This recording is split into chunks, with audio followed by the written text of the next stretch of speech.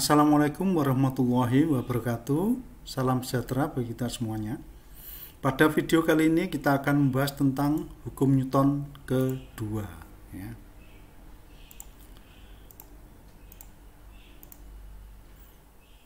Nah, untuk hukum Newton kedua berlaku sigma F sama dengan M kali A ya.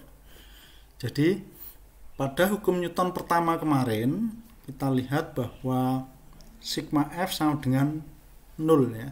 Nah, jadi jumlah resultan gayanya sama dengan 0. Nah, kalau tidak sama dengan 0 maka sama dengan M kali A ya. Jadi jumlah resultan gayanya digunakan untuk mempercepat benda. Nah, jadi gaya total pada suatu titik ini arahnya ya sama dengan arah percepatan itu ya. Dan gaya dan percepatan ini dikaitkan dengan satu besaran M, yaitu massa benda ya. Percepatan satuannya meter per sekon kuadrat, kemudian gaya satuannya kilogram meter per sekon kuadrat atau disingkat Newton, itu aja. Oke. Secara matematis, hukum Newton kedua kita bisa tuliskan sebagai sigma F sama dengan M kali A ya. Sigma F ini adalah resultan gaya, M ini adalah massa benda, A adalah percepatannya. Nah, yang perlu diketahui di sini bahwa gaya itu tidak menyebabkan benda bergerak ya. Tapi gaya hanya merubah keadaan gerak benda saja ya. Misalkan mengubah arahnya dari semula ke kanan diubah ke kiri ya, itu bisa gaya. Atau besar kecepatannya berubah, bisa juga ya. Tetapi gaya tidak menyebabkan benda tersebut bergerak. Contoh ilustrasinya ini, ada benda yang semula diam, kecepatannya 0 tentu kalau diam. Kemudian ditarik oleh gaya F, maka dia bergerak ke kanan ya, gaya F-nya kanan. Nah, ini berarti setelah ada gaya maka ada perubahan besar kecepatan. Nah, atau arahnya juga yang semula diam menjadi ke kanan. Nah, sampai di sini gaya F dihilangkan ya Pak. Gaya F dihilangkan, dia masih bergerak ke kanan. Nah, ini artinya walaupun tanpa gaya, benda tersebut masih bisa bergerak. Ini merupakan bukti bahwa gaya tersebut tidak menyebabkan gerak benda. Dia hanya mengubah kecepatannya saja. Langkah penyelesaian untuk menyelesaikan permasalahan hukum Newton ya sama. Ada dua langkah. Yang pertama menggambar diagram benda bebas. Kemudian yang kedua terapkan hukum Newton pada sistem benda tersebut ya. Nah, di sini yang perlu diperhatikan sigma F sama dengan M kali A. Yang dimaksud sigma F di sini adalah gaya-gaya yang sejajar dengan gerak benda saja. Gaya yang tegak lurus dengan gerak benda tidak usah diperhatikan, tidak masuk di situ. Yang dipilih hanya gaya yang sejajar dengan gerak benda saja. Kita perhatikan contoh berikut. Contoh, kita punya M1 dan M2 disusun dengan katrol seperti ini ya. Bidangnya licin. M1 20 kg, M2 5 kg. Nah, pada saat dia bergerak, hitunglah besar percepatan dan tegangan talinya jika gravitasinya 10 meter per sekon kuadrat. Jadi langkah awalnya untuk menyelesaikan permasalahan ini, pertama kita harus menggambar diagram benda bebas dulu.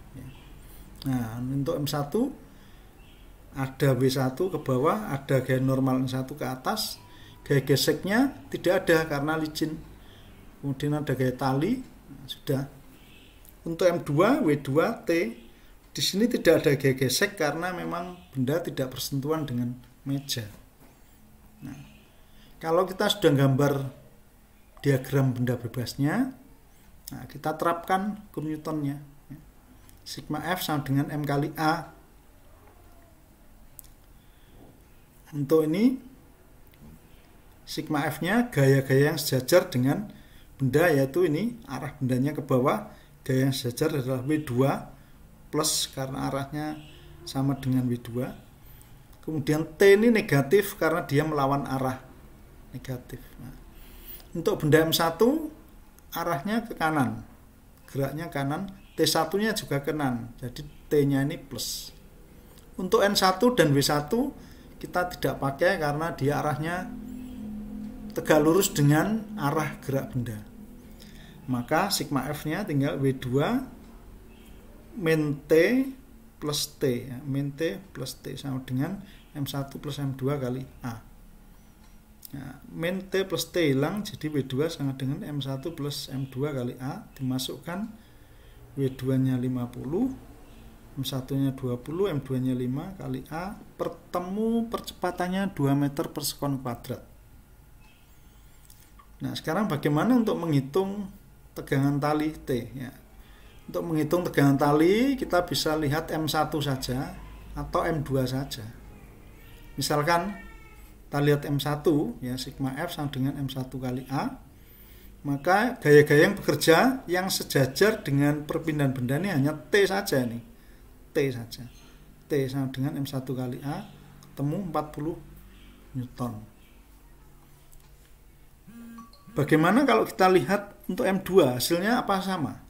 Ya harus sama nanti. Sigma F sama dengan M2 kali A.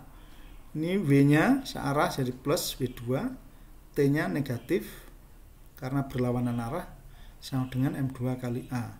Di sini T sama dengan W2 min M2 kali A, ketemu 40 Newton, sama, ya. Kita bisa mandang M1 saja hasilnya 40, atau kita bisa mandang dari M2 hasilnya juga 40 Newton. Sama. Nah, demikianlah pembahasan kita tentang hukum Newton kedua, ya. Jadi di sini gaya di sini dikaitkan dengan perubahan kecepatan, ya. Jadi gaya ini merupakan besaran vektor, ya, yang rumusnya sigma F sama dengan M kali A. Ini besaran vektor mestinya, ya.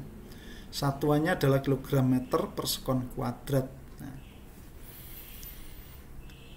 demikian pembahasan kita kali ini. Kita akan lanjutkan di video berikutnya untuk hukum Newton ketiga, ya. Terima kasih. Wassalamualaikum warahmatullahi wabarakatuh. Selamat belajar.